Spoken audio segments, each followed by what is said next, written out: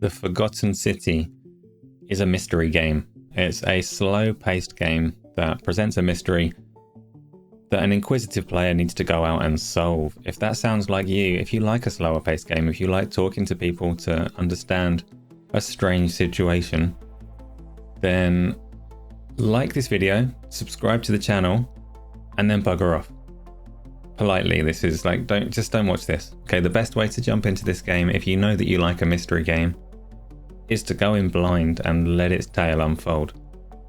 If you're less sure and you just want to know a little bit about the game, I will go into some of the very early details and be as light on spoilers as possible, but you do need to give a little bit away just to be able to talk about the game at all. So, you've gone, right? If you don't want to hear this, you've gone. Good. So the Forgotten City is... I'm not going to get straight into the mystery. I'm going to tell you a little bit more about the game because it's a little bit of a... It's a nice tale. It started off as a mod for... I'm going to say Skyrim. I'm 90% sure it was a Skyrim mod, but it could have been any other game. I can't really remember. But it was a user-generated mod, user-created mod that was very well received because it's a cool story. From there, because it was so well received, the 3 or 4 people that made it got funding to turn it into a full game. They ported it over to the Unreal Engine, released it to really high critical acclaim across a few platforms, and 2 or 3 months later, Microsoft took notice and put it on Xbox Game Pass for the Xbox and the PC. So that's a really nice story for that small team that have put it together. And what they put together is actually really impressive. This is not a simplistic looking game by any means. It's a pretty well polished Unreal Engine title that is well detailed, it's well voice acted, it plays out really nicely. The only big sign that you're playing an indie game is when you attempt to walk up and down stairs, because that's janky as hell. It's just a weird stutter. But besides that, it feels like a polished game from a big studio. So that's massively to their credit. So what is the mystery? It's cool. So your character wakes up on the shore of a river. Someone's there that tells you to go looking for someone that went into an ancient Roman city, into some ruins. And off you go. There's some conversation, but it's not that important at the moment. So off you go to the entrance of this city, and when you find the entrance, there's a big sign that warns you that when you step in, you're going to be judged. You'll either find eternal paradise, or you'll have a path laden in gold, and effectively you'll rot in hell forever. That's fine. Both options are fairly appealing, I think. So you drop down into the city, and as you're exploring, you come across all of these golden statues. You can inspect them, and the game tells you how terrified they look. And I take their word for it. They're statues to me, but apparently they're terrified. So as you walk through the ruins of this city, you come across a warning that essentially says, I shouldn't have come here. You shouldn't have come here. You're going to share my fate. I recommend killing yourself, not going through the time portal. Right, it's pretty ominous, but okay, there's a time portal. So of course you're going to wander over and go through the time portal. You then find yourself back in the same city, but as a built-up ancient Roman city with a living population. The population of the city is pretty small. I think it said there were 23 citizens roaming around. And they're kind of welcoming and a little bit weird, and you soon find out that none of them can escape this city either, and they all live by one golden rule. The golden rule in the city is that if anybody sins, everybody dies. And it's a rule that the population, the people that I've met within the game, fully buy into. So there are questions around what constitutes a sin, and the population do acknowledge that question. They don't know the answer.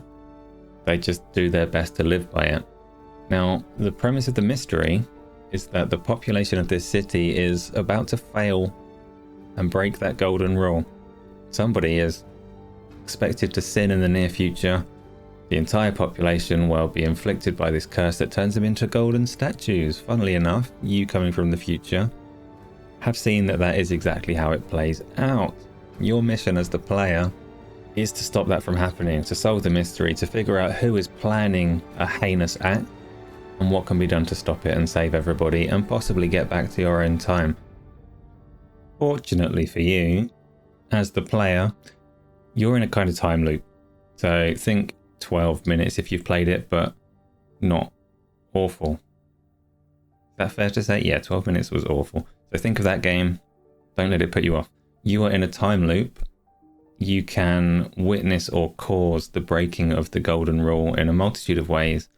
If that happens, you can jump back in the time portal and approach things from that starting scenario, but armed with the knowledge that you've picked up from your unsuccessful run. The game promises multiple endings depending on how you play through it. I didn't reach any of the endings because that's not what I do for these taste tests, but I will say the mystery that it sets up is pretty intriguing. The whole premise is an interesting one. The idea that everybody knows that they cannot sin, but nobody is quite sure what that entails, is just a really nice concept for a story. And I really can't say very much more about it because it really would spoil things. If what I've said piques your interest at all, then I strongly recommend jumping in and giving it a go, because you really need to see how these things play out for yourself rather than get told by me. I already mentioned earlier that the game looks impressive, particularly when you consider the size of the team that made it. I was also pleasantly surprised by the quality of the voice acting. So none of the characters came across, terrible. None of them were terrible. They were all competently voiced. The dialogue options that you get were fairly extensive. You had a lot of choice in what you said, and the conversations flowed pretty naturally. So everything was written well enough, and some of the characters were interesting in their behaviors and attitudes. But yeah, most of all, just a good setting. So if you like a mystery, I strongly do recommend this one. And I'm not the only one that does. It was shortlisted for a lot of Game of the Year awards. And having seen, I've only played a few hours of it to get a taste of what it's all about. I can totally understand where its praise comes from. You do need to know though, it is very much a slow-paced game. It tells you at the start that it rewards the inquisitive mind, it rewards exploration. And it is very much a game of finding people, having conversations, uncovering clues. It's not 100% a non-combat game, but do not go into it looking for a combat game. You'll be disappointed if you want to blow stuff up. Or maybe you won't. Maybe you'll go in wanting to blow stuff up and you'll accidentally stumble on a different kind of game that you really enjoy. So, because I really don't want to spoil this one, because me talking can only take away from the game, I'm not going to say anything else. And I'm going to ask you not to post spoilers in the comments, but just, if you have played it, tell me if you loved it, tell me if you hate it. But most of all, tell me you subscribed. I would love it if you subscribe. Thanks. See you next time.